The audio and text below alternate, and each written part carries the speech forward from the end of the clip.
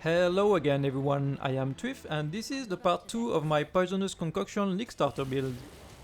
In this video I will show you some red maps that I have done with cheap gear on a 5 link and then a Shaper Guardian invitation done with the same gear but on a 6 link, and lastly we will talk about how to scale the build for endgame, what kind of gear to look for, how to upgrade the tree and all that kind of stuff. So what you can see right now on the background is a tier 16 map with a bunch of modifiers, and the build really has no problem to clear all of the red maps on a 5 link. The damage is pretty nice, the clear is decently fast, especially with Plague Bearer, and the character feels pretty tanky.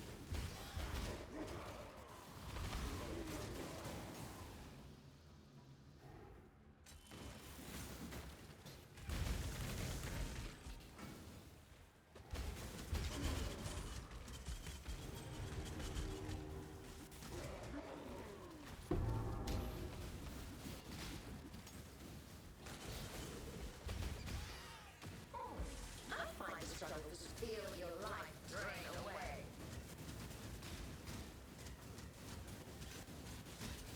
Shadow, rise and fight. Unmatched contest. Now before showing you the formed invitation, I will quickly show you my gear. So all of this gear was made only with a few shrieking essences. So for the helmet and the gloves for example it was just a few grid essences, then for the boots I used Zeal for movement speed. And I just looked to cap all of my resistances, cap my chance to suppress spell damage to 100% and then maximize my other defenses and life as much as I could. This is now the formed invitation, it is all of the 4 Shaper Guardians, and for this fight I am using the exact same gear as before, the only difference is that I am using a 6 link chest now. You can see that the build can tank hits without any problem, and having life flask up all the time makes you very hard to kill as it gives you all your life back very quickly. Then suppression, evasion, some armor and ghost shroud allow you to tank quite a few hits, so it is very rare that you will get one shot. Handle this. Feel death's pull.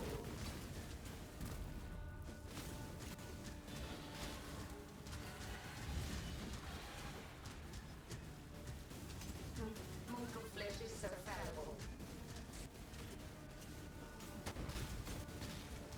Give yourself to the void.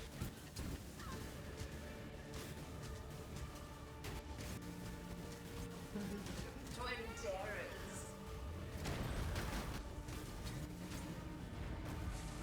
Mortal flesh is so fallible.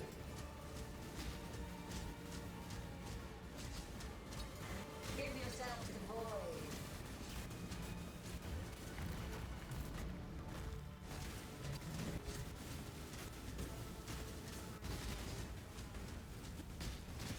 Life is so brittle.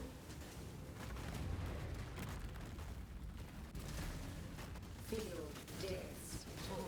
Now you can do some endgame content with this gear, but the damage will start to fall off for anything stronger than Guardians. You will need to start upgrading your build with more damage, as the defenses should be fine from now on.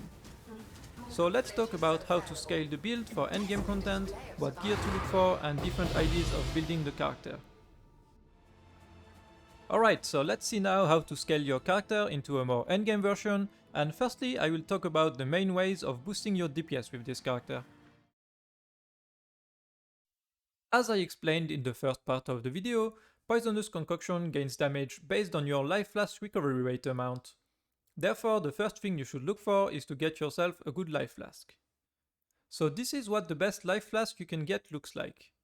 You want a Divine Life Flask as the base, and then the tier 1 increased amount recover mod as a prefix, and for the suffix I am using bleed immunity. As you can see on PoE DB now, you will need a flask with an item level of 81 or above to be able to get the tier 1 mod that we want, which is the saturated one. So most likely until you reach end of red maps, or unless you buy one, you will only be able to hold the tier 2 modifier, which is the concentrated one. And lastly, whenever you get your perfect life flask done, with the saturated mod and a good suffix, you can try to get a tier 4 healog bench in research to upgrade the quality of your flask to 28%. It will further increase the recovery amount. Unlike most attack skill gems, Poisonous Concoction scales pretty well with level of gems as it gains flat damage to attacks every level. So it is very important that you get your gem up to level 20 or above to get a good feeling of the damage in endgame. The gem also has some thresholds to reach that will further boost your DPS. At level 22, on top of the usual flat damage to attacks, you will also gain damage equal to 10% of your flask recovery amount instead of 9 before. Then at level 25 it will go up to 11%, and at level 28 it will go up to 12%. Now if you are wondering how you can get up to level 28 gem with this build, let me show you how. First of all, you can get a level 21 Poisonous Concoction gem by corrupting it once it reaches level 20. Then you can craft an amulet that gives you +1 to level of all Chaos skill gem, as well as +1 to level of all skill gems.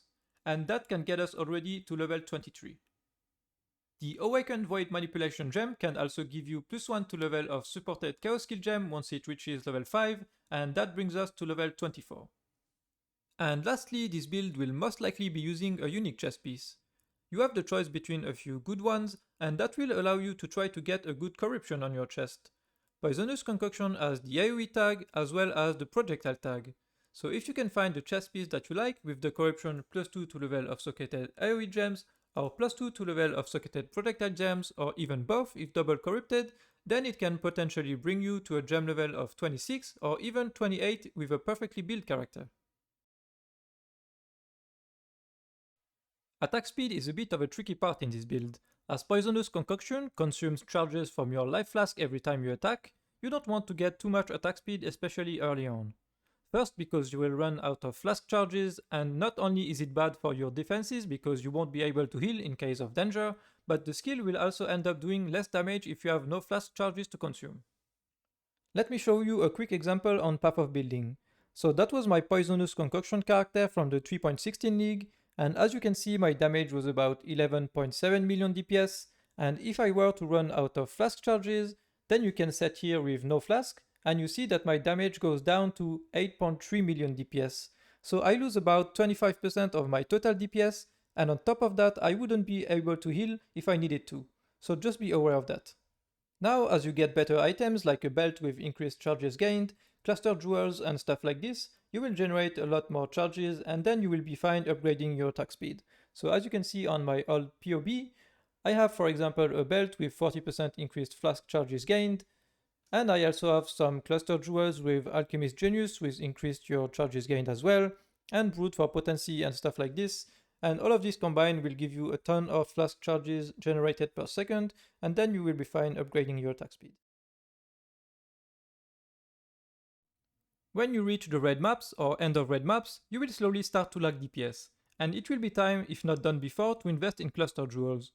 They are very powerful for this build. If you look at my old PoB, you can see that removing those two medium and this large cluster jewel make me lose almost half of my DPS. So right now it is 11.6 million, and if I remove them I go down to 6.5 million. So for the large cluster jewel you want an 8 passive chaos damage one with those 3 exact mods: Unholy Grace, Unwaveringly Evil, and Dark Ideation. Having this exact combination of mod is what will allow you to have Unholy Grace and Unwaveringly Evil in the good spot.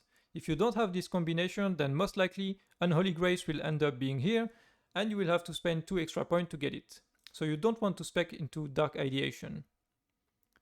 Then one of my medium cluster jewel is a damage over time one. It also works with chaos damage over time, and you want to get here Circling Oblivion and Flow of Life. And my second medium cluster jewel is a flask effect duration one with Brute for potency and Spike Concoction. And the last reason cluster jewels are so powerful for this build is that it gives you access to 2 more rare jewel sockets, and those also give you a ton of damage if you get good ones. So you can have max life, chaos damage, increased damage with poison, and you can also find damage over time multiplier or chaos damage over time multiplier. And finally, to further increase your DPS, you will have a few other ways like crafting +1 to minimum frenzy charges on your rings and amulet, getting a despair on hit ring. You can also get a permanent onslaught buff through either a synthesized ring or a synthesized pair of boots. You can also get a good circle of Nostalgia Ring. It gives up to 60% increased chaos damage or even more if catalysted. You can also get a bunch of chaos resistance from it, and you can also get increased Herald of Agony buff effect, which would be even more damage than this ring. And for the rest of your gear, just look for increased chaos damage or increased chaos damage over time multiplier. So that's about it for this video. A few other endgame goals that I didn't mention yet are, for example, getting an extra aura. Whenever you can get Enlighten, you should be able to run Determination as well as Grace. You will also need to do a good flask setup, and if you do set things up properly, this build will act as a pseudo mage blood character and your flask will be up 100% of the time, even in hideout. As I really enjoyed this leveling process done in the part 1 of the video, I actually decided to personally start the league with this build. So I will be doing something like a dream path of building setup before the next league starts. In this one I will create the perfect items and tree that I will be looking for or try to craft on this next league. And I will then share it to you and present it to you in a few days in another video. I hope that this video gave you some ideas and more information about the build. If you liked the video, please consider subscribing, it helps me a lot, and I hope to see you guys soon in a new video, and have fun in a new league, bye!